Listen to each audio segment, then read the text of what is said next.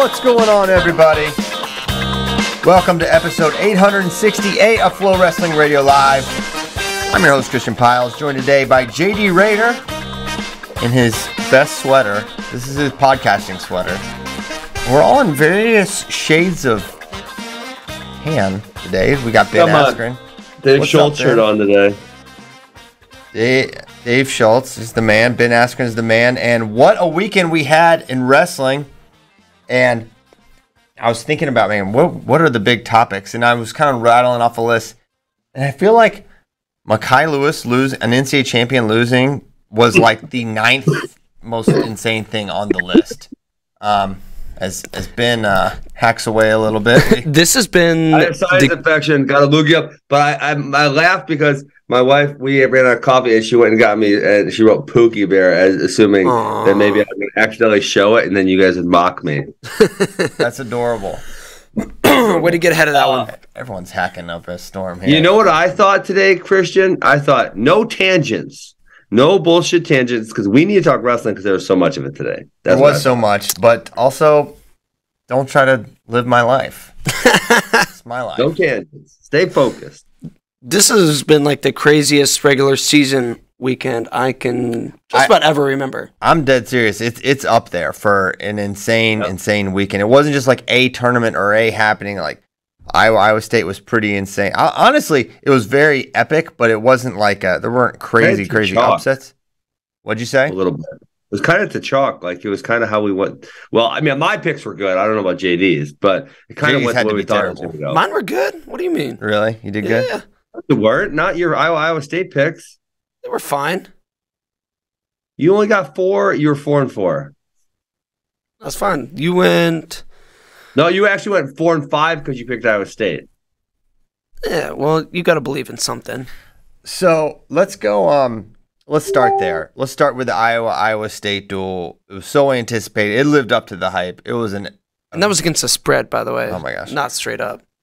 Okay, I'll keep going. The duel was great, and we saw right away. Well, the sheet comes out the day of, and you see Spencer Lee's name on it, and then it's like, okay, he's for sure going to be going. That shifted the gambling line 8 points in official books that had the line. So he comes out, and it's a pretty typical Spencer Lee first period takedown. Actually, it was sort of surprising that Kabamban got the escape right away when he got in, but it was like the way he got the takedown, he wasn't like in a position to get that breakdown. But then he gets another one, a couple turns, and he's got 12 points in the first period. And, obviously, first time on the mat since a year ago, 11 months after double ACL surgery. So not in like top Spencer Lee shape, but didn't really matter. He got the major decision to where I think if you're tired the second, third, there was that look in his eyes. I don't know if you ever noticed this look in someone's eyes, guys. When they get so tired, they get this like super tunnel vision-y like thing, and you see it in their face. He was like dead tired. You could tell he did that one for the team. He definitely should have been out there. He definitely did. And if he doesn't wrestle, they do not win. Simple as that. No. And he gutted it out, and he still got a takedown, I think, in the third period. But yeah, he hit that nice throw by off of Kabamban's shot. He's really good at that, among other things. But it was great to see him back on the mat. It was cool that I don't know if it's cool or what it is, but no big knee brace for the first time in what feels like a long time. Mm-hmm. Just the sleeve and a knee pad. So. Because I'm assuming we won't see him again now for a while, because just how tired he looked. It didn't look like he really wanted to be out there. I guess they got Chattanooga. What do you mean? What do you mean it didn't look? What did you say? Didn't look like he wanted to be out there? Is that what you said? I said didn't look like he should be out there. Oh, looked like he was really okay. tired. He probably wasn't ready to come back yet. And they said, "Hey, dude, we need you to beat Iowa State. Can you go out there for us?" And he said, "Sure." But, a couple more weeks of preparation, because obviously coming off the injury, hasn't been training super hard probably. So he's going to get in better shape and look better as he gets further and further away from the injury. Yeah, I'd be curious to know what his workload has been like, what he's been able to do and not do up to this point. Because it sounds like in the summer he was like on the mat, but what does on the mat really mean? It means you're maybe doing some wrestling moves, but like what's the extent of his training? How much is he allowed to train. I'm sure they're going to be very careful with him. He's probably not running, probably biking as his main source of conditioning, and it's not fun to do for a long time every day. Yeah, and I think he's normally a runner type of guy for his conditioning. I know I've been in the room and he's hitting the treadmill hard. Makes you wonder how much more in shape can he get by March? I think a lot. I think a lot. Because if you consider the amount of time, he just hasn't probably been able to build that base of conditioning yet, or he's just now getting to where he's able to build the base. Now it's December. By March, I think he'll be a completely different animal for sure. Yeah. And also, I thought, at first, he's not a big 25. Everyone knows that. But first time down to weight in that amount of time can have an impact. We know he's been lifting a lot this offseason. Yeah. Maybe put some size on. Yeah. So it could it's myriad factors. And it ultimately resulted in a major decision for Spencer that if they don't win. I mean, Caban Ban wins that match probably straight up against Aiden Harris and maybe gets bonus. Caban Ban is not a slouch. He's a backup, but he's good. Terrakina was hurt a little bit, Dresser said in the press conference. He tweaked his shoulder against McKee, but that he'll be back in January is the plan, he said. He said he's already back kind of working out, but not enough to go live. Yeah, I saw we got a question, actual Cannibal, actually, I think it was. Shout out to him. Yeah, a long time listener and question asker. Hopefully short-time Cannibal. True. Asked, something outrageous, would Iowa State have won if Terrakina was out there? No. Caban Ban is basically on the same level as Terrakina. Maybe not quite, but he, who did he beat? Similar. Yeah. The way he got pinned against McKee, it could, if you're prone to getting put on your back, it's even more likely it could have gone worse for them. And I think if you're Iowa State at the end of that one, you say, heck yeah, we'll take that. We'll take a major. Because he did his job. Going into it, you're thinking 5 or 6 against Spencer Lee. But there was the question, how is Spencer going to feel? But at the end of it, he stood the test. He got it done. When we'll see him again. It was Teskey. That's who Caban Ban beat last season. So Spencer gets the win, and in the press conference he says it's his call whether he wrestles or not, and it'll be his call the remainder of the year. He says he likes hearing from the coaches, their opinions, but he's going to be the one that makes the decision. So if we see him again, what'd you say? That's a bold sentence. Yeah. Why do you say that? I like hearing from my coaches, but I'm going to make the decision. How many other college athletes would say that? I don't know. I appreciate their input, but I make the decisions. Yeah, I don't know. Pretty maybe rare. in a way he's giving them air cover. It's that way if he comes out and has a bad performance, he's just saying hey, it's my decision. It's my decision to wrestle. No, I'm good with it. You just don't hear that a lot in college athletics at all. And obviously the older generation would hear something like that and they would hate it. And I think, I think most decisions between a college athlete and a college coach should be pushing in the same direction, and there shouldn't be that much conflict. Every once in a while, maybe some conflict, but not too much. Yeah. Okay, so that's 25. I'm sure we'll talk more Spencer later, maybe. 33, Adasov beats Shriver. Shriver got in, had a couple opportunities, couldn't convert, couldn't finish, and Adasov did, and that was the difference in probably one of the least consequential matches of the duel. Although in a dual meet, they're all very important to the overall. But Iowa State had to have 33, and they got it. And then came to one of the most anticipated, maybe the most anticipated match of the duel, maybe of the weekend. Casey Swiderski versus Real Woods, and it's a 3-2 final. But the way you get that 3-2 is not as conventional as you would think. It's not like a one takedown match to escape type of deal. Real Woods did not get a takedown in this match. He got a stall point, and he got an escape and riding time. And yeah, go ahead. Did we know Swiderski was this deficient on bottom? Because he was not really anywhere all that close to an escape. I didn't feel the whole match. I mean, I think there's Real's good on top. He rode Cole Matthews the entire period in their NCAA match, entire period. So yeah, and also, just to be honest, he's not working for a turn at any point. He's just had a deep waist and attacked the arm. So I thought Swiderski was working reasonably, but Real got to his position where he can just keep you glued to the mat. And So you didn't like the stall call? no, I didn't like the stall call. The second I one. agree. Bad stall call there, and really they let Real run straight out of bounds in the third, and they called action. And I thought that's the worst call. That happened. It actually happened a lot of times. I was just because I just watched. What did I saw this morning? Oh, G Feller and Bray, and there's the one time where in the third period, G Feller foot sweeps him, and Lee kind of pushes back because he knows he's close to out of bounds. He doesn't get all the way out, and they turn, and he freaking keeps crawling, and they called it action. It's like what? He just literally, as efficient as possible, he got off the mat. Yeah, I don't like it. I thought Swiderski should have got hit for stalling in the first. He was really floating to the edge, playing the edge against Real Woods. He should have been warned there. I don't think he should have given up the mat, the top bottom stall.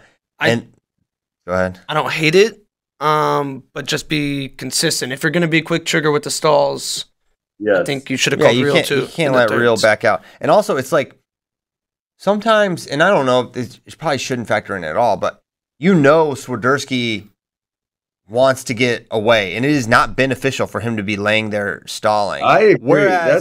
Whereas Real Woods is absolutely benefited by backing out straight out of bounds. No, but even in the top, with your logic, I thought you were going to go your logic on top, Christian. Yeah. Say, so that same thing. So like if one athlete was winning and one athlete was losing, and the guy on bottom was winning, he is kind of benefited by laying flat and letting the clock tick down, right? But in a 0-0 match where one guy's clearly not tired, the guy on bottom is not benefit. He does not want to be there, right? Yeah. He literally can't get out, has inability. Now that's on him to get better as an athlete, but from a stalling perspective, whereas the guy on top who's holding him there, who you're calling stalling to benefit him, is being benefited by that action kind of staying in a no movement perspective. You know what I'm saying? Yes, I agree. Like I think a lot of refs think about that position incorrectly, and you just got to think about who is this action benefit. I love that you brought that up. Who is this action benefiting right now? The fact that they're kind of like at a stalemate or not really moving. Yeah, I do feel like Swiderski was waiting for the ref to bail him out because he kept being really demonstrative with his hand, like what's he doing, kind of thing. It's like, man, you got to focus there. So we talk about inability. I mean, like he needs to get better there, obviously, as a wrestler, right? Yeah. But like, I literally think he literally couldn't get away, so he was trying to, and the ref shouldn't let him away, but probably not calling for stalling, also. Yeah. Like at the end of the day, you got to get out. Yes. Plain and simple. Agreed. Yeah, and is he like sort of annoying the ref there, like kind of like not that you're showing him up, but like he's trying to get an action from the official there, and he did it. Yeah. He did it at least twice with his hand, just sort of like when you're first three, everyone automatically. He wanted to get a restart or stalling on Real, but none of that was coming. I mean, that was a big time, I think, in Carver call. A lot of times that probably doesn't happen elsewhere. We were listening on mute. There was another match like the watch party. Did Spencer never got called at all, right? He might have. He was pretty inactive in the second and third. I think he might have got warned once, but I don't remember. Okay. There's another. Maybe was it Younger and Warner? Warner went out of bounds once. Clearly, straight out. Right? I thought, straight out. Like Bastida took him from the center in the third period, right? Yes, from the center to the edge, and then shot him out of bounds. And they called action, and it was right after that. I think they had called Bastida. Yeah, you're right. He did double unders, and then Warner broke away, and then he shot him off, and Warner went straight out of bounds, and there was an action. That one was egregious. So egregious. So Real gets it done. There's an exchange of pleasantries between Casey and Real at the end. Real's very fired up to be an Iowa Hawkeye, you can tell. But some good injected a little more tension into an already tense situation. Just good. Real got it done. I didn't think either one of nothing overstepped any bounds in my opinion. This entire duel, it was all in good fun. Real was looking for trouble at the end after the after a little back and forth. He went to the corner for the handshakes and he's staring down Swiderski. But man, I mean, for Real, it's like wrestling in an atmosphere like this, he's probably never been able to. So sure he's excited. I think for Swiderski, like you're frustrated and you like kind of like jaw a little bit one time, then okay, like shut up, you lost, and then go away, you know? Yeah. But Swiderski like kept it going and kept it going. And obviously as the winner, Woods as the winner, you have way more of a right to say something because you just beat the guy. Yes. And which he did. So it was good. 49. Well, I think though, I think we did still learn a lot about Swiderski in this match. Sure. We got confirmation that he's a title contender this year because of the state of 141. Like Real was, I think all of our preseason picks, maybe all three of ours. I don't remember for sure, but you win the takedown battle. You go, okay, I feel good. I got to work on bottom. Maybe you don't go under. Yeah, because next time, next time, like say, especially if Wood gets the choice and Woods goes down and then Swiderski is able to get a takedown and go up 2-1, he ain't going down. Probably not going to happen. Yeah, probably not. And you saw the defense from Swiderski. You're like, I can fend off, some of his best attacks. That attack, you can build on this. That attack in the first was, I can't believe Real didn't convert it because he was in so deep and like jacked it up, and Swiderski still found a way. And this should have been like full tank for Real at that point to make the finish happen, and he couldn't do it. I don't come away from that match thinking any less of Real Woods. It's just confirmation that Swiderski's here to compete this year. Yeah, Real's not going to light up the scoreboard on the 41 Elites. He's going to win tactical matches. He's going to control center. He's going to be tough on top for riding, not turning. And that's the blueprint for a title for Real, and he can win. Hey, JD, I promise it's not a tangent. This is on wrestling topic. I think Will Luan listened to our episode because he was determined to not score points at a CKLV. Christian, did you hear that episode? Will Luan scored 3 points in 63% of his matches last year. He scored exactly 3 points. Win or lose, he just loves scoring 3 points. That's funny. You know what I did hear? I heard this guy betraying the rules, the vows of being a teammate. Which, first of all, he's talking about my injury yesterday, which I'm not confirming that I heard it playing kickball because I heard it sprinting. Being an elite athlete, I sprinted. It happens to baseball players all the time. I have a giant bruise on my hamstring. It means you're old, Christian. It means you're old. That's what it means. Honestly, it finally happened where I never warm up. I never stretch. I just go. And it was like 45 degrees probably, and I just sprinted, and it's just dumb. I'm 37, and I will warm up moving forward.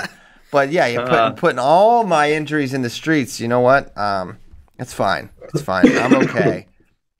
Not gonna let it slow me down. It was a very bad first day of CKLV traveling because I was walking like an old man, but it got much better.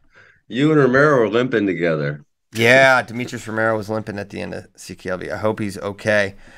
Who's not limping is Paniro Johnson as he took out Max Murin 3-1. And I felt like watching that match, first period, I was like, Murin's doing exactly what he should be doing. Like, don't play into his reattacks. Don't give him any opportunity to get a little momentum going. And I really felt like in the second and third period, we would see Murin pick up his attack rate, and it didn't really come. And then the third period. How many shots did he take the whole match, Christian? I'm not sure. I think it was 1. I think the number's 1.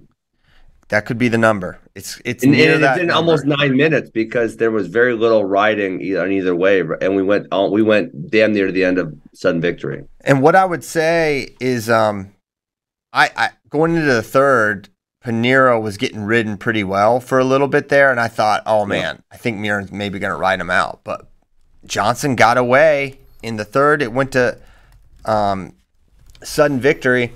And then you could tell, like, at some point, I don't know when, it was maybe in the second, third, like, Murin's like, listen, I just got to get this guy to tiebreakers and I'll win. And it felt like that was the tactic he was trying to implement. And because he was like, I cannot go to tiebreakers. And then Paniro had the exact inverse. And then late, he's like, oh my gosh, I can't go to tiebreakers. This guy, in the last like 15 seconds, like shoot. And he gets the takedown late. I did not see that coming. Yeah, that's another one, guys, where you could see like there's a potential there. Why shouldn't that be called for? Should be called for stalling. I mean, Murin did literally no attacking in damn near 9 minutes. Yeah, it was minimal. I mean, I think I would say it's not like Pinheiro was volume shooting out there. He was being fairly selective in his own right. In overtime, to your point, he knew he had to win in the Sun victory. He probably took 5 attacks in overtime. He took a lot in overtime. Yeah. So, I mean, like in overtime, he is significantly more aggressive. And to that point, that's where a stall call could really be a factor because, if he gets any, I felt like he deserved one. If he gets a stall call against Murin, then in the tiebreakers, the stall call can matter because if Murin hangs onto a leg, it's a point versus a warning. That's kind of a big deal. Yeah, I agree. So Pinheiro gets the win there, and Iowa State's immediately back in the match. I don't know if or do you guys have any other thoughts on this bout? I was really surprised he was able to get this late. Pinheiro is I have no more questions about his cardio issues. He went 9 minutes in Carver Hawkeye and was wrestling hard at the end of the 9 minutes. I think he probably has that figured out. I don't really know what happened against Grandview, but it seems like for the big matches, he's wrestled hard the entirety of the match. His attacks are good. I mean, like that last single hit was really smooth. I think he's a problem for pretty much everyone at this weight class. And it wasn't it's not like he got in so deep and it was just the cleanest finish ever. He had to kind of like wrestle through the position and win the counter scramble that Murin was throwing at him, which I thought was pretty impressive too. So he's the real deal. I mean, where do you rank this guy? He's beaten Max Murin and Austin Gomez now. Gotta be top 5 now, right? Yeah, I mean, does he go ahead of? I mean, he should go ahead of Kyle Parco, in my opinion. Because Parco just lost to Sasso. Parco did beat Milner. If he goes ahead of Kyle Parco, you got to put him ahead of Austin Gomez. I think you might just number 2. He beat Gomez. Pinheiro Johnson, number 2, maybe. Pinheiro Johnson, number 1, ahead of the guy who beat number 1. Honestly, let's change the sentence completely. It's Pinheiro Johnson Hodgewatch right now. He's coming. I mean, he just won the mid bonus. But honestly, if Yanni doesn't start looking better, could he challenge Yanni? I'm not ruling it out. I mean, yeah, he beat Gomez decisively. Gomez beat Yanni decisively. I think if you would have told me that sentence like 2 months ago, I would have said you're a freaking lunatic. But you tell me that sentence now, and I'm like, maybe we'll see it. Challenge for sure. What's interesting about Pinheiro, or in this time of year for rankings, is you're still sort of looking at last year. That's like informing a lot of it. But at some point, you got to get beyond that, and it's like, man, this year is this year, and this is what mattered. And like, are we really going to hammer this guy for a red shirt, gray shirt year result? When when it matters, he's not losing, he's winning, and he's not just it's not just one win. Now he's got 2 really top 10 wins, one of them over the number 2 guy in the country.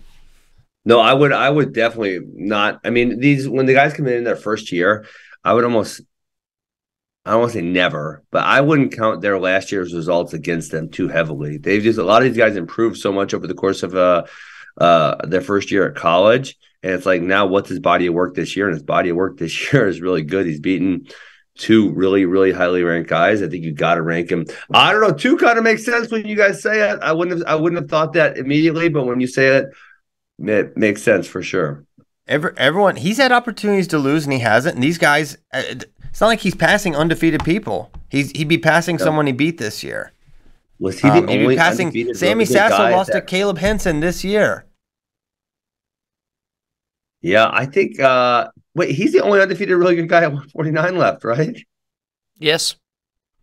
He is. I mean, I don't know. Has Mahler lost yet? No, he lost to Parco. Yeah. Yeah, Mahler lost to Parco.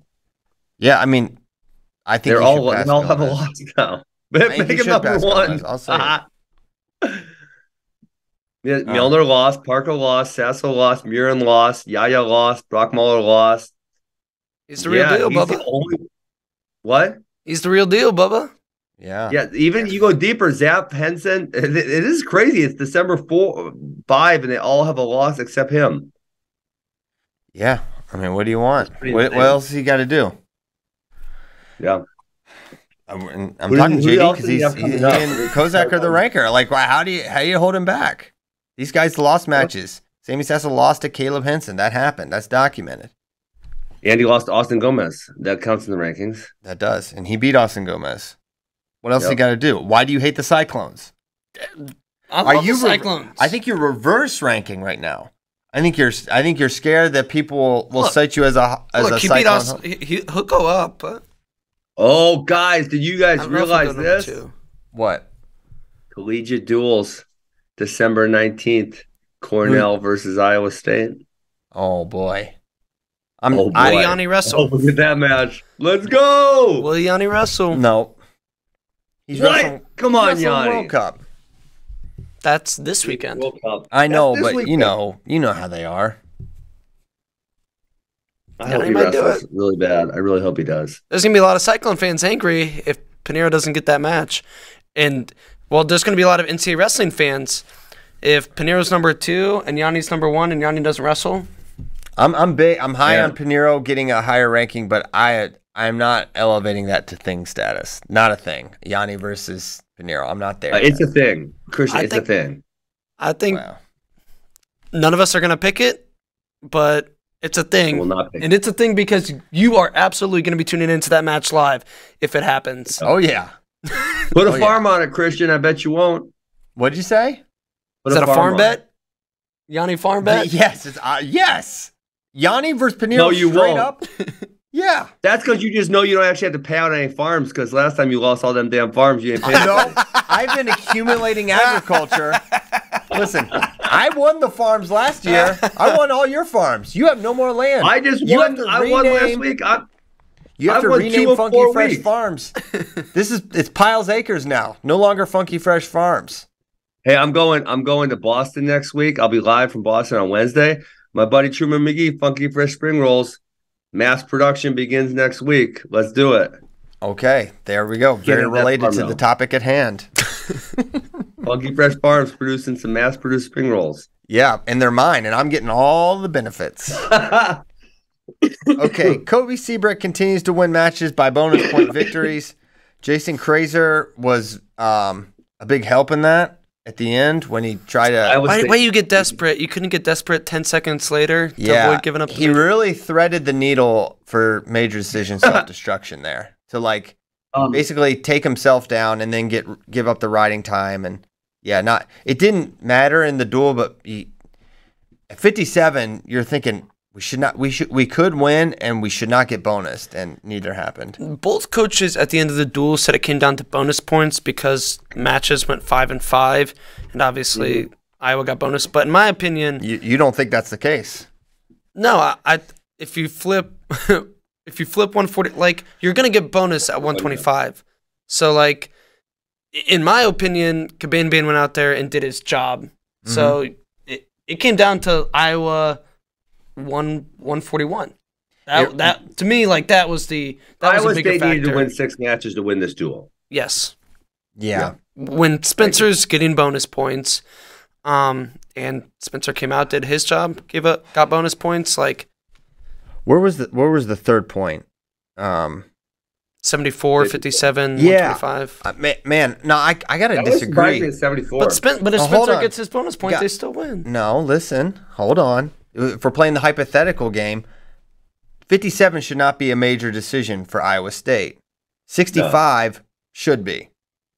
Theoretically. No, we all bet that line. I didn't set the line at major decision. Should, meaning it's if you're Iowa State, you're thinking you should get the bonus point. Kevin Dresser said we should have got the bonus point. He was up. He did slow down. He could have pushed and got it. He was up big. Hold on.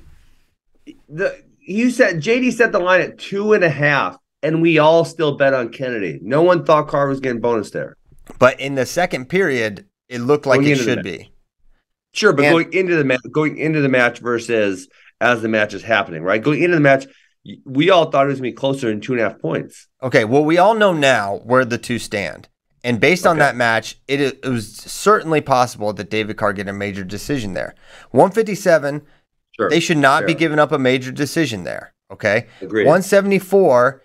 MJ Gaitan the things he was attempting were just, I get what they were trying. He's the best guy in their room, but you're not thinking you're giving up bonus points there. So I think it really did come down to the bonus points. You're also thinking 5 or 6 from Spencer Lee. Probably, but there was an element of kind of what we saw. Like, well, maybe, but first match in the year, there was, he's had I think I thought Iowa one State had to time. win 6 matches to win the duel for sure. Very, very possible, but I think there was a path. All right, here's my point. Whole point. There was a very reasonable 5-5 path for Iowa State. I disagree.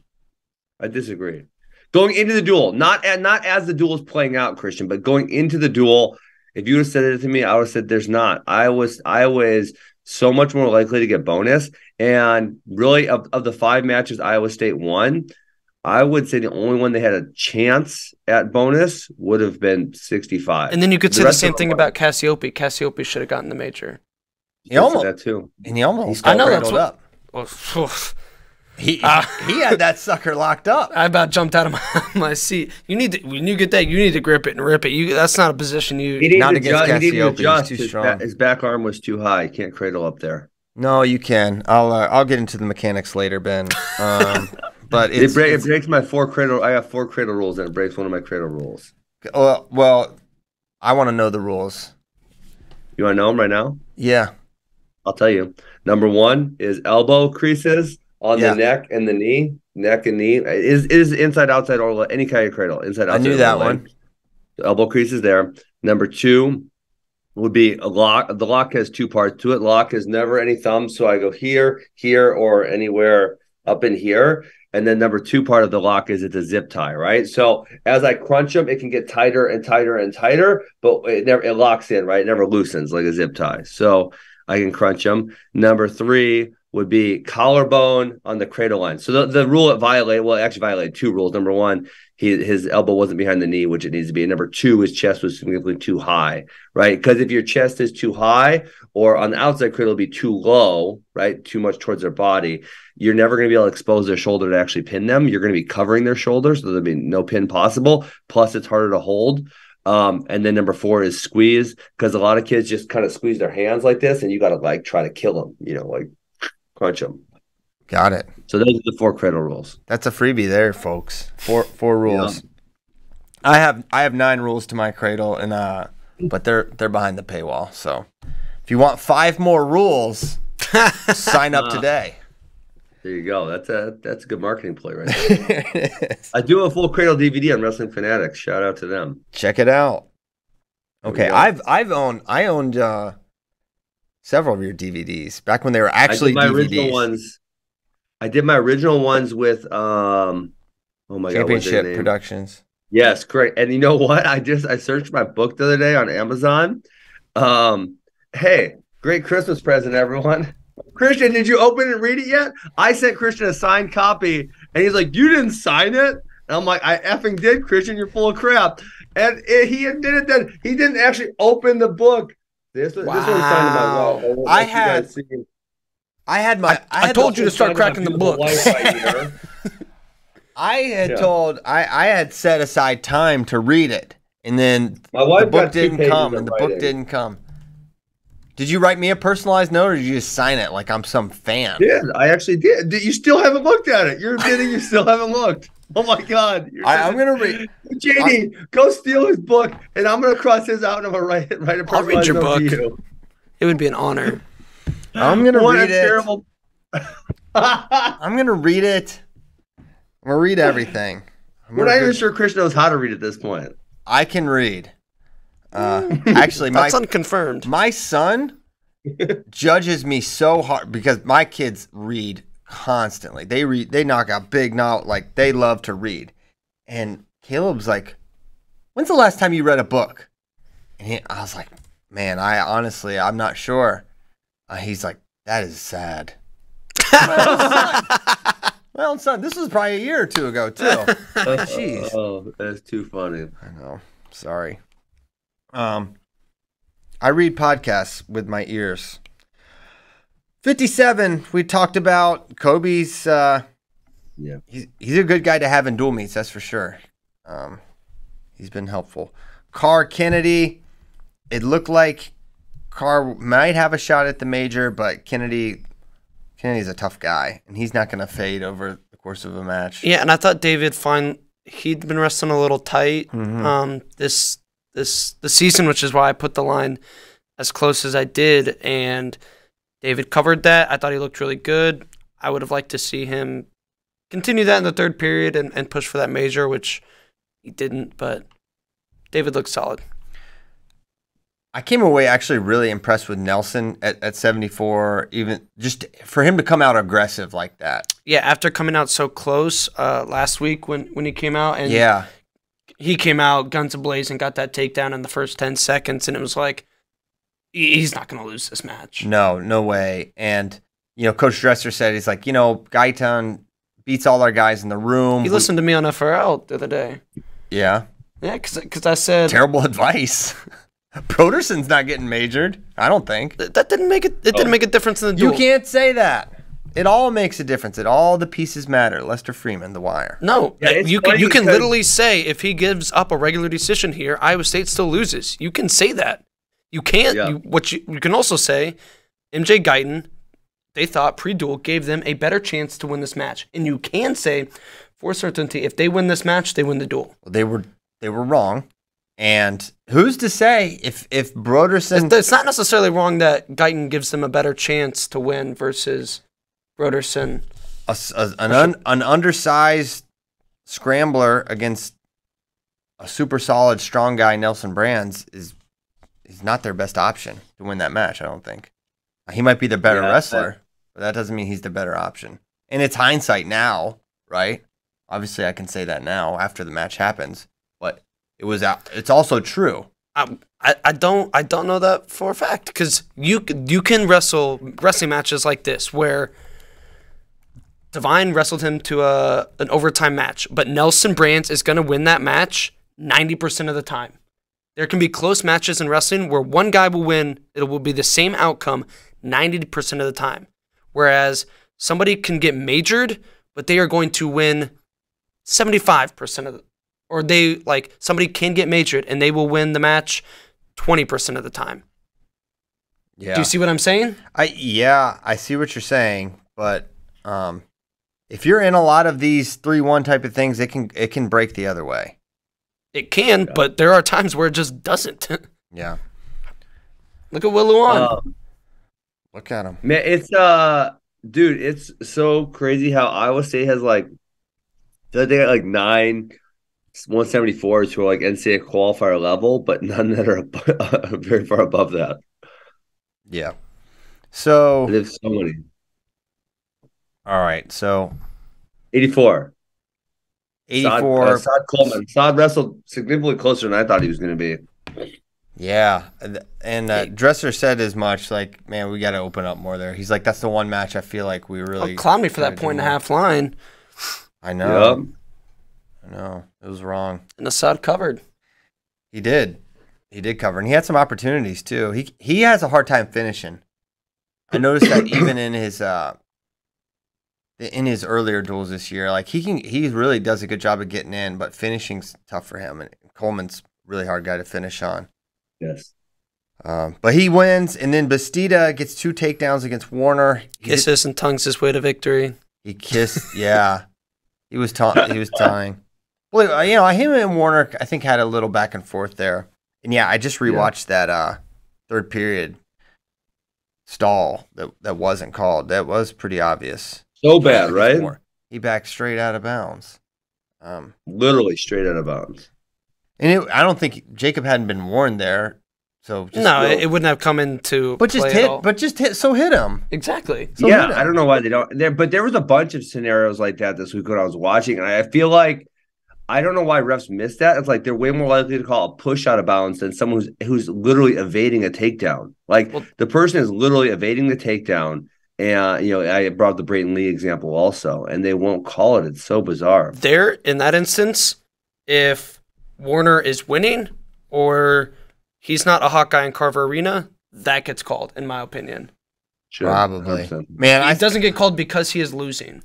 Man, I watched a whole weekend at CKLV, and I didn't see any stall calls like that missed the whole time. I think that's just an environment type of thing. And, I don't know. And you're crazy if you don't think that the atmosphere and the coaches have an impact on how these refs call matches. It really does. Thousands and I think attendance was 14,900 some, and I'm sure 13,000 of those were Hawkeyes. Yeah. And especially right there on that bench, like that's probably why Casey Swiderski gets hit for stalling on bottom, because they're going crazy. Yeah, crowd's going. You got 13,000 people yelling stalling, and they're yelling stalling. Yeah. Too.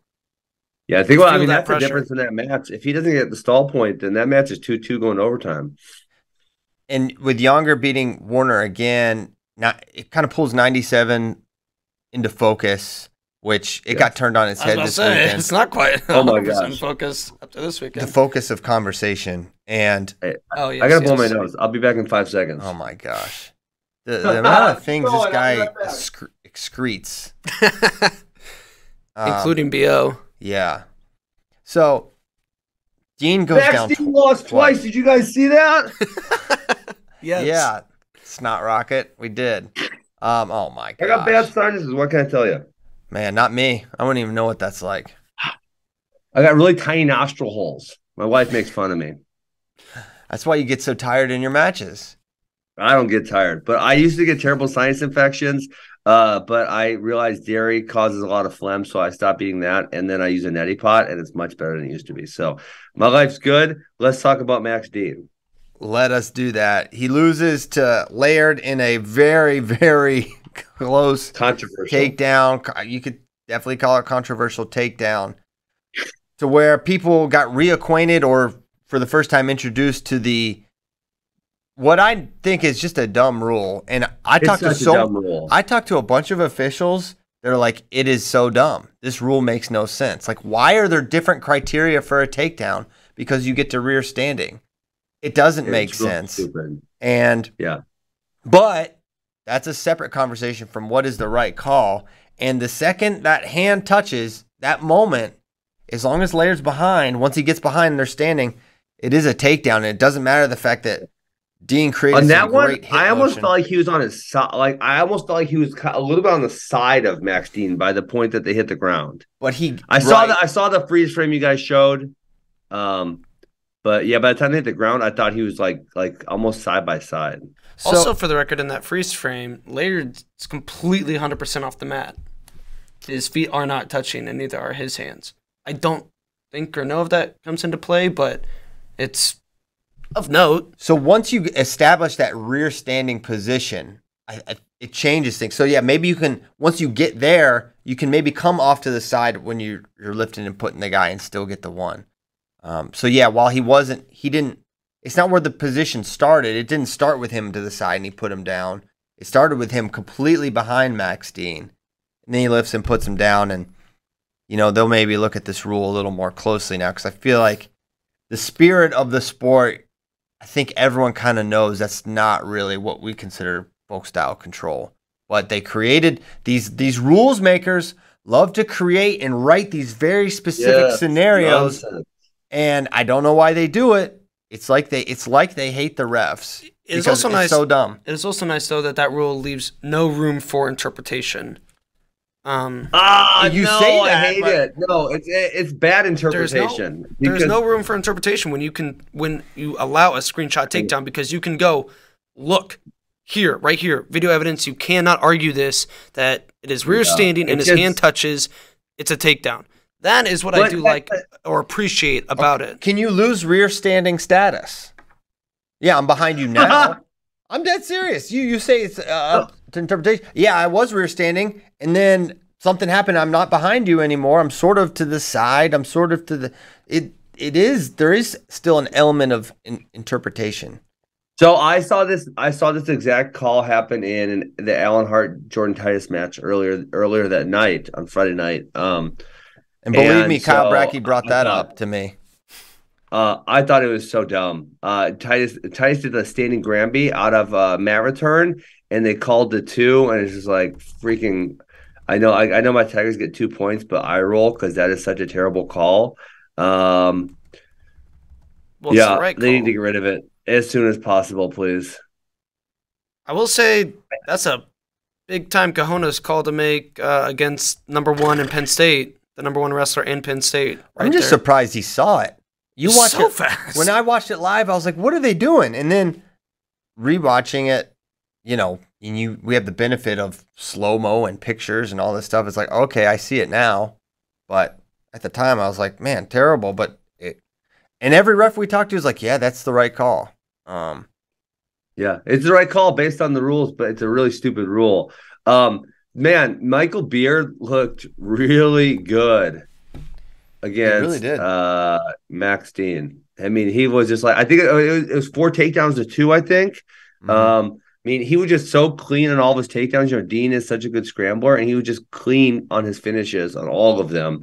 I was really impressed with him in that match. 97's all shook up, I think. You said it was more clear. I think it's more shook up. No, what I meant was like pulls our focus of conversation towards neither. There's no clarity there on who should even be number one right now. I think Younger Bastida should be much higher. I mean, he's 6 right now. He should pass Truax. He should pass Buchanan, who's coming out. He should pass Warner, who he's now beaten twice. Go Elam 1, Bastida 2, Dean 3. That's what I would do. Because you've got a Laird loss there. Now. Dean's got 2 losses, and I don't know where you put Michael Beard because he lost to Nino. And Nino lost to. He didn't just lose to Nino. No, Nino has not lost. Nino's beaten Braunagel, Beard, and Jackson Smith. Yeah, I mean, it's a small body of work, but he still hasn't lost. He's having a good year. Yeah, Nino's looking great, and yeah, Beard, great performance there in that match. The reattacks were really the difference there. Good. And I was pretty surprised. I mean, I set this line at 3.5 for Max Dean because Beard did not look great against Nino. So you're thinking, wow. You said it. Did you say it after the second loss or the first loss where you think Max Dean is still the guy to beat? I said after the second loss. There's still going to be a lot of people picking him come NCAs if he doesn't take another loss. I might be if one he of doesn't take another loss, but guys, if he doesn't take another loss, it means he's got a whole bunch of good wins. True. Yes. And so I think there's the element of those guys in March. And it's a tough thing to pick against. He's already done it obviously once, which is we saw him lose to Kim Caffey last season. Yes. This is not a man. This is not. I was gonna say Yanni. I mean, although Yanni he's taking a loss too. But say Ben Askren. Yeah, he wants us to say that. He is not an untouchable. I was thinking Starocki or Brooks, but yeah, I'll take it. 87 in a row. Yanni couldn't get there. It's a tough number to get to. I don't think Brooks or Starocki will get there either. Yeah, especially if Starocci took his 5th year, maybe, but I don't. Sounds like he's not going to do that. It sounded like RBY wasn't going to either. Well, yeah. We already knew that. You mean? I see what you're saying. Yeah, got it. So, Bastida though did a great job against Warner, and 197. I think it's Rocky. Bastida is so good when you get his leg in the air at defending. Yeah. That's what Dresser said too. He's like, you just watch practice. He'll spend a half hour bouncing on a foot, and guys can't put him down. Yeah, I've seen him there a lot. And on the watch party, I said right when Warner got into the leg, I go, Bastida is so good. When he elevated it, I said Bastida is so good here, he will not take him down. That's so Cuban too. Like they're all weird. Like they have that crazy flexibility and strength, and they're hard to plant. Yes. Like you're not gonna horseshoe him, and then eventually you're just gonna get frustrated and like. Try and dive at that ankle, and then he's going to split sprawl, and you're not going to get it. Well, for Warner, I thought he looked really good getting to the leg. He had some really nice attacks on Younger that I wouldn't have expected him to get as easily as he did, but just finishing on that guy is a problem. I'm really curious to see where Younger's at underneath. And he didn't go under, and he didn't have a... He did save you a pie to the face by not getting a tilt.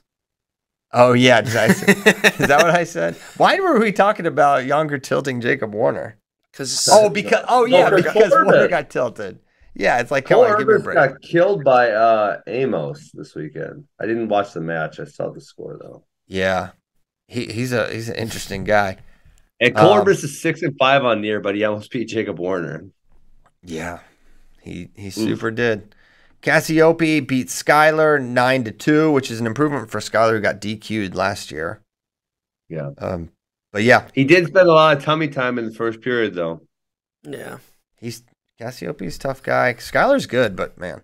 Made everybody hold their breath for a second when he locked up that crate. Yeah, it was crazy. Okay, that was Iowa State, Iowa. So we've hit 10 of the thousands of matches that happened this weekend. So we're on a... Well, we talked about Beard, too. We did talk about Beard. Okay, so we're kind of doing... I talked about Will Lewan also. Will Lewan. That was top of mind, for sure. So Iowa State, that's in the books. They talked about, hey, should they do a home and away every year? Drescher said he would be down, but yeah, I kind of like that it's just one... I kind of like one a year. Yeah, make it matter. Like, that way there's no, like, do I want to see it again? Yes, obviously. But it just wouldn't have the same, what's the word I'm looking for? Cachet or import or... Yeah, like an importance. Tension. You know, everything rides on this, and they're not in the same conference, so they don't even see each other a lot. Like, this is when you have to get it done. Well, Iowa State doesn't really lose anyone that notable this year, and Iowa loses Murin, Spencer, and Warner. So, next year could be really back. Oh, he has one more year after this? Okay. I know he's 23. They lose three really important pieces right there. Mm-hmm. They lose Coleman at 184. Oh, Marcus Coleman. Yeah. Yeah. They've got a lot of 74, 80 type of dudes, so I think they'll probably have someone good. Probably not Coleman level, but they should have a guy. Yeah. Okay, where do we want to go now? Should we Cliff Keen Las Vegas happen? Gotta go Vegas, but we're not. We don't have enough time. Let's push Vegas to tomorrow. No, we got to talk some. It's only 9:25. It's 9:25, and we started freaking late, so we can go a little long too. Okay. We owe the people. We owe it to ourselves. I wanted to get into the weeds, Vegas and everything that comes out of it. We will. I don't know if we can do that. We'll get into the 20 weeds. minutes. Okay. Okay. Well, weed number one: Colton Schultz lost to AJ Neville's. Number one.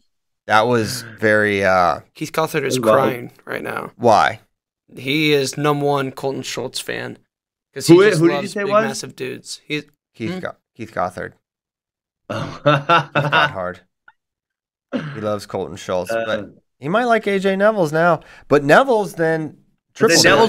He went semi-slide. Yeah, he did. So, and Schultz forfeited out after this. Or did he wrestle one match? He wrestled one match, defeated Lee Harrington, and then forfeited out. What'd you say, Ben?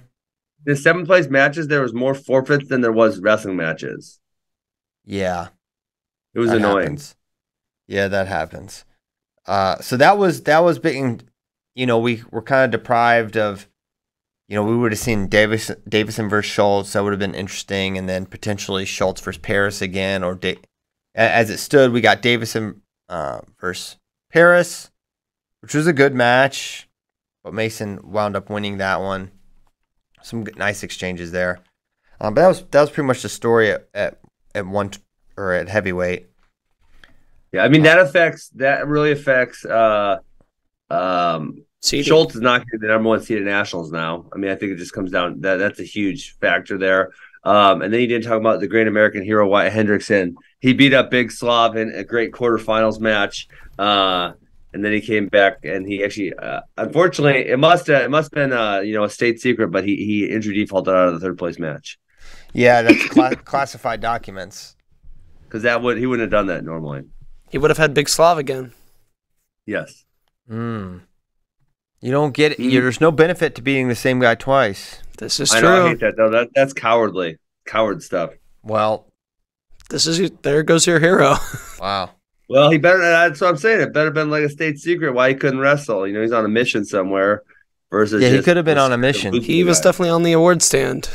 But the mission could have been a Vegas-based mission where he had to just go. This is true. He had to neutralize a threat while he was supposed to be wrestling and then got back in time for the podium, which is what you would do if you didn't want people to know you were doing a top secret mission. This is true. It's true. Read a book. Neville's looked great against Colton Schultz, but then, like you said, he semi-slid. He lost to Who was it? Davison, then Slavakuski, then Gordon, 3 in a row. Mm-hmm. He beat Colton Schultz in his redshirt year and Colton Schultz's redshirt year. Yeah. So Really? Yes. really at Midlands. Oh. So maybe there's just he's got the book on him, which he did kind of. I mean, he executed a good game plan. Tyrell Gordon kind of had a weekend. He beat Orndorff and AJ Neville's. You and I had a good weekend. They did. They They were really Apple as a finalist. Bisco came storming back on the backside. It was their highest finish ever as a team Really? at CKLV. Wow. Mhm. Nice work. Certainly, that's also true for South Dakota State. The Jackrabbits Oh my God. got third. They had the most placers. They had 8 guys on the podium at Vegas. They went from 10 points and 0 placers at this tournament 3 years ago Yep. to this performance this year. Impressive stuff by Coach Hahn. Coach Hahn's killing it. Those guys wrestled hard. And honestly, you look at it, and they kind of left. Excuse me. They left some points out there. They had opportunities to even climb a little bit higher there. Like, How about my man Tanner Cook pinning Carson Crosser? But then that finals performance, oof. he's Listen. gonna send it no matter what. He's just gonna send it. It was Live wild. by the sword, die by the sword. Come on. He sent himself. Unfortunately. I've never thought of Julian Ramirez as like short and stocky, but I don't know. In the finals, he looked kind of short and stocky. Am I like? He's a little short and stocky. Have you guys feel like he's short and stocky? Mm-hmm. Yeah. I've never felt that way about him in the finals. I'm like, oh my god, he's so short and stocky. I like my height, maybe even. I Yeah. think he's a little shorter, maybe even in between you and me. Yeah, he might be. I'm very tall. The GOAT Andy Everybody Smith, is very tall compared to me. the GOAT Andy Smith beat Tanner Sloan, and then Tanner Harvey beat Andy Smith, and then Trumbull beat Harvey in the finals. I thought 97 was pretty. I mean, the one of the bigger stories was Hoffman losing to Silas Allred. Nebraska back to back to back. CKLV 3 in a champ. row. They Nebraska, freaking love Vegas. They love Vegas, but they also do love it. it's not just that. When you think about the conversation we were having after that North Dakota State duel, and then talking about the team they were having, the No Ridge love it, and you're like, oh man, this is gonna be a tough year for Nebraska, and they freaking won Vegas. They were absolutely fantastic. Fantastic. Yeah, This is a discussion. Brian Snyder, he told me Silas Aldred and Lenny Pinto were going to be really good. And then I want to say they both lost in that duel, I think. Or they didn't lost maybe wrestle. to other people. And I thought Brian lied to me because Brian's usually pretty spot on when he tells me something. And man, then he beat Trey Munoz, and he was in the match with John Lowe when John Lowe got hurt. He did kind of have a semi-slide though. And the match against Keckeisen, he got majored, but that first period was very competitive. There's he had some nice moments despite not being able to score any points off of it. I thought he actually looked pretty good against Keckeisen. Oh, especially he lost to Sam Abdul Razak of Army. That was the one where I saw him and I'm like, what is going on here? Yeah, that's a little strange. This is a discussion we had in Vegas. Do you consider bringing Ridge back now? No. CP said no. I said maybe you do, because if Ridge is back, you can make a push for a team trophy. And I think this is... I don't know. I'm telling you, a little longer. This is, and listen, this is, they cannot win a trophy. I don't even think with Ridge. I think it would be an extremely, extremely long shot. I think so too, but I think this is your year to make a push. Why? So they lose Labriola this year, and isn't that the only one they lose? That's huge points.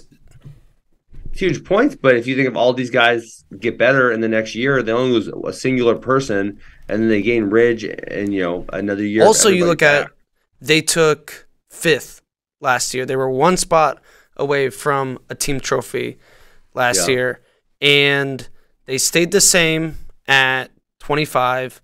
No, they lost a bunch of points. They lost Venz and Schultz. That's huge points. Yes, and but someone else. Oh, and who else did Christian they lose? Lance. But now look at Brock Hardy. That's an upgrade from Chad Red, who did an All-American last year, and now And Chad Red. That's Well, 4 hold on, huge hold guys on. they lost last year. Brock Hardy's not an upgrade. Stop. It's not an upgrade yet. He could place, and Chad Red didn't place last year, but you can't say right now he's an upgrade. 41 is That's in not shambles. an upgrade. well, that's why. And we don't know where it's gonna. He was majored, I think, by Drogomuller like 3 weeks. He lost 10-4 to Drogon Miller, and he lost 9-7 to Ryan Jack. Oh, I looked it up. Yeah, so he's good. I mean, listen, I'm not trying to take anything away from him, but you can't just say, yeah, he's going to do better than Chad Red, who was fantastic in March historically. Hey, does Peyton Robb graduate this year? No, I don't think so. No, he has one more year left. I don't know if he's going to graduate or not. But if eligibility, he has one more year. Keep Reg in red shirt for sure. I think it would be kind of going back on. You don't change the plan. You can't be just fly by night like that. Yes, I agree. But I at least entertained it. CP shut it down immediately. I'll say this. I don't think that's being entertained at all. I don't think there's any scenario. And then you're kind of wasting a year because Ridge has not been preparing to be the guy. He's been preparing for Can he get back to the finals? Yeah, and it's like, I know he made the finals last year, but that's not a guarantee this year. You know, I mean, he would probably be the pick, but I just think you let him get better and then develop him. Maybe I just wanted to see Nebraska win a team trophy this year. Maybe you did. And it is interesting because you look at I feel really certain in the top two, Penn State and Iowa in that order, and maybe some won't feel as confident in Iowa getting second. I do.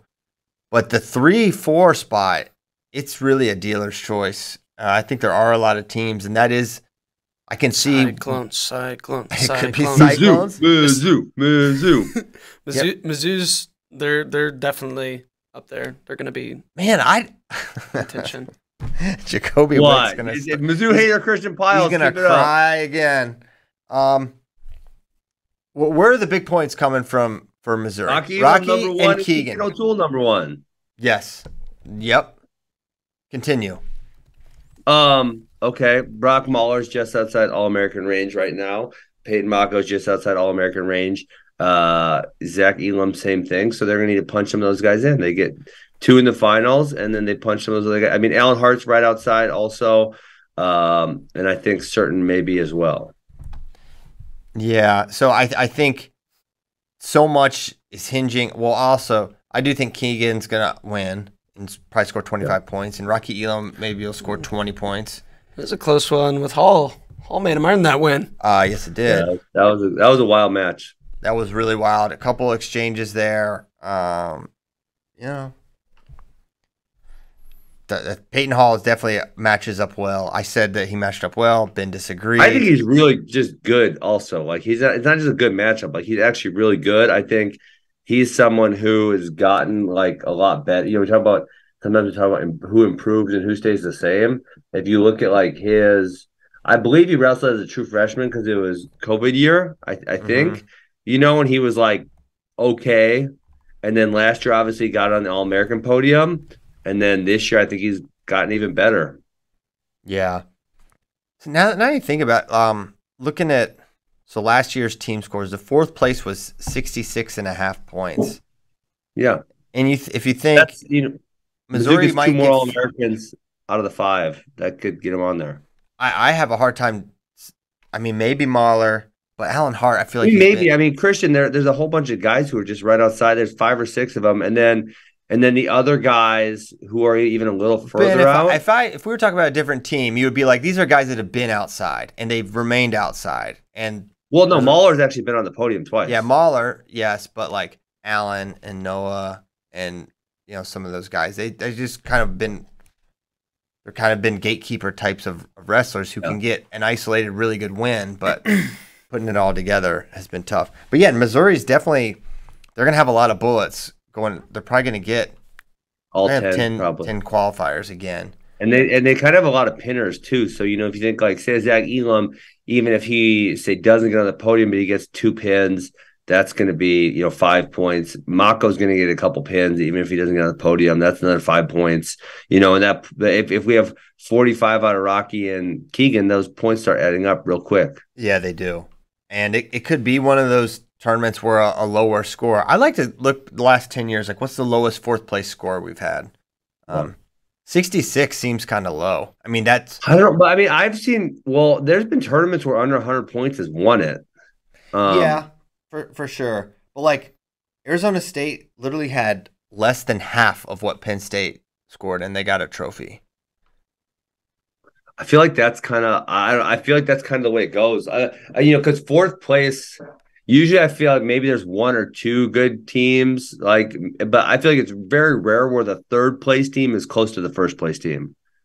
Yeah, you're right. We should just do a quick after the show, like quick crunch of the top four team scores. Yep, Quant Division. Quant Division, you're on it. They're on it. Actually, it would be pretty easy because you just do a Google sheet and you list like the 10 years, first, second, third, fourth place, and then you do like a average, of all the columns or all the rows. Mm-hmm. Don't be revealing Quant Division secrets now. Yeah, listen. That's proprietary. They can't understand how we calculate mean, median, mode, and range here. Those are big words for someone who doesn't know how to read. Got him. I can read, and also that's math. But also, I'm way worse at math than I am reading. Okay. All right. Hold on. Let's go back to CKLV. Let us. Ohio State really had a terrible tournament, and that Carson Carter, somebody talked about.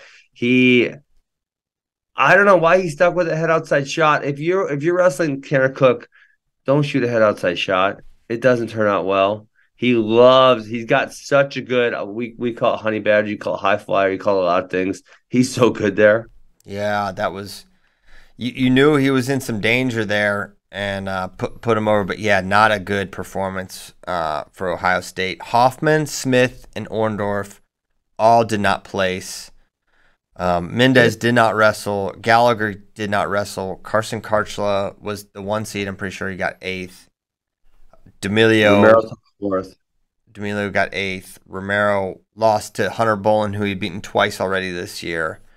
Heinzelman gets tilted by Unger, just still struggling underneath. Sasso, though, was ridiculous. He killed everyone. Looked really good. He looked really good. And tournaments are What's always... up with Ethan Smith? I feel like prior to this year was a super consistent performer, like rarely lost to guys that he shouldn't have that were maybe below his level, and he'd been kind of continuing to get a little better every year. And then this year, now he's taken a few losses where, I guess Folk is good, but Folk is on a guy who's kind of been up and down-ish. And then he defaulted out after that. Yeah, I'm not crazy shocked by Foka over Smith. I wasn't able to watch that match live, but 8-4 is a little bit surprising. I think is it 3 takedowns and 2 escapes, or was it 2 takedowns and some back points? I remember I watched the match. I'm trying to remember what exactly happened. 3 takedowns. 3 takedowns for and Foka. escapes. Man, Foka, he was so close against Mekhi Lewis too. I thought he had a really nice tournament. And it entering that final, it did give me some pause for Mekhi against Labriola. I was like, man, this is definitely going to be a match. And I felt like Mekhi had some really nice flurries that I thought he would normally finish, but he wasn't able to convert. Labriola's tough in there. I mean, he has one of the better leg passes in college wrestling. His ability to get back to that leg, because he almost got it. Was in the first period he almost got one too. Mm-hmm. Yes. He's good there. He's really quick and rolls through and then pops up. Like, he does the leg pass plus the roll through plus sits up on him. Like, all of it happens really snappy. So definite shift, because I'm pretty sure when we did our tiers, we kind of put Starachi and Mekhi sort of in their own, with Labriola sort of on his own, and then the rest of the field. But now, is Carter on his own? Yep, I was just going to say, is Labriola up, or is it now Mekhi goes down? I think Labriola's up. Labriola's up with Mekhi, obviously. I'm saying now, is tier 1 just Carter? Yes. Okay. I think so. It's not a Mike. Yeah, he gets one by riding time. You ain't getting your own tier if you're not getting an island on effing riding time. He's on an island. There's no islands given on effing riding time, Christian. I will take this island away. I will fill in the gaps. I will bring a barge with sand on it, and I will fill in whatever island hole you think there is. It's ride time. Doesn't get an island. I'm with Ben. It's a 3-person tier 1, in my opinion. Yes. Yeah, that's right. You're right. But then there's just part of me that just you can still have a favorite in a tier, like a pick that you are gonna that most people will pick. But it's a thing. It's a thing. It's a thing. thing. Yeah. Michael Labriola is a thing. Holy moly! I didn't status. realize you guys had Folk all the way down at 23 in your rankings before this week. Yeah, he's one where the potential and what you see in him hasn't always aligned with how he's been ranked. Who do you lose to this year? No one other than He Mackay. only lost to Mackay. That's it. But he also He had a rough finish last year. and he also hasn't beaten had not beaten anyone of note this year. And he got hurt was it the Harvard duel? He got hurt. He got off to a good start last year, and then he got hurt and was just not the same coming back. So he got hurt in the rankings a lot by his poor finish last year, but Yeah, he'll be back up in the top 10 in the updated rankings this week. Yeah. What do you do with Ethan Smith? Because he's lost to Lennox Wolek and he lost to Foka. And then I hate the injury default out. And I'll tell you one, I just watched and it makes me especially hate the fact that you don't count them as losses. Luan was losing 10-0 to Ed Scott and he defaulted out. That is an example where it's not great, but you can't count injury default wins. Ed Scott, notorious pinner, could have pinned him. No. Or Will Luan, I mean. Luan is not a notorious pinner. Bro, he ain't scored more than 3 points. He sure shit ain't getting to 10. Hey, you saw him put up double digits twice. This was a new Luan. Yeah, he did. You're right, he did. Yeah, I mean, if the NCAA changes their stance on it, then maybe we would too, but it is just so preposterous because in a match like that and you're down 10-0, you're like, wow. And maybe he probably got a little ding, like he just didn't totally fabricate it, but it's like, what's my impetus to continue? Yeah, the problem with the rule is, and it's not our rule, it is our rankings policy, but it's not the problem with the rule is, man, you can just, if you know there's no path back, you can just injury default out, and it's less of a thing. So yeah, that does hurt Ed Scott, who I thought had a great tournament, and he wrestled Peyton Robb as well as he ever has. Robb. That's the match I thought we were going to see in the duel. Yes. At the beginning of the year. Robb and then killed him in the duel. Yeah, Robb killed him in the duel. And so Robb was my pick to win this weight. I thought it was going to be similar to the duel against Ed Scott again. But Peyton Robb, especially now with Brayton Lee going down, he's very much title contender. Title contender? I mean, it's like one of the favorites. Guys, Brayton Lee did not look good against G Feller. No, he didn't. I didn't think he did either, Ben. No, and if you're John Smith, why on God's green earth are you gonna make Caden G Feller go to 49? Don't do it. Don't do it. It's He's so doing dumb. Good. Just let him go. For God's sakes. The Oklahoma State is the only team where I can remember them like working guys down in weight classes during the year, but it's happened sort of consistently for them. Yeah. And honestly, Vojinovic at 49 and Sheets at 65 is better than any other lineup they're going to have in there. So it's better for the individual and it's better for the team. It's just like it's completely insane. Yeah. Now with a win over Brayton Lee, it's unlikely, in my opinion, that he's going to be able to notch a win of that caliber probably at 49 between now and whatever he can make 149, which we should find out what he weighed in here. Did he weigh in light and beat Brayton Lee? That would be insane. Here, let me see if I can find out. Yeah, because I mean the other thing is obviously if he is working himself down, the first two matches down to the next weight class are going to be hard. So you're likely to have some not as great performances. So to your point about beating other good guys and seeding, and none of these matches at 57 count for his seeding at 49. So it's just like, what are we doing here? Yeah. So G gonna climb the rankings some more, and 57. Is another interesting weight where I don't know how it's going to play out. Maybe Monday just gets it done. Yeah, Luan's at 2 and Ed Scott's at 12 right now, so that's going to flip a little bit. Well, Luan will fall. He lost to Kendall Coleman because he lost to Kendall Coleman. Yes, but it won't. The Scott thing won't. He also lost to Ed Scott. He certainly didn't win. Took an oath. He took an oath to not predict the outcome of matches, only take results into account. Yeah. Wait. Why didn't Andonian wrestle? Virginia Tech didn't wrestle a couple of their guys. Okay. No Kenson, no Andonian. Yeah. Dang. And he was out with injury. So Okay.